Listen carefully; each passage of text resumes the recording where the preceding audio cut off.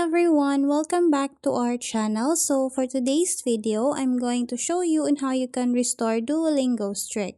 So to start, we'll just have to open the app, and then in here we are going to try to find a way on how we can restore our Duolingo streak. So as for starter, we'll just have to tap on my profile icon, and then in here we'll have to scroll down. And as you can see, there is no feature as for here to restore our Duolingo streak. But what we can do is to exit the app and then go to our phone settings.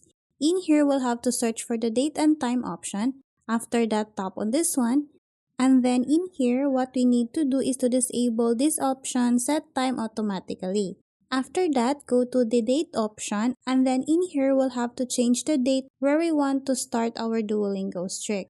And then after that, tap on OK, and then go to the time option to change the time too. Once we're done, we'll just have to exit this one and then go back to the app. And then here on the app, our Duolingo streak should be restored. So that's how easy you can restore Duolingo streak. I hope this video helped you out, and then please don't forget to subscribe, hit the like button, and then the notification bell so you won't miss any video on our channel, and I'll see you on our next video.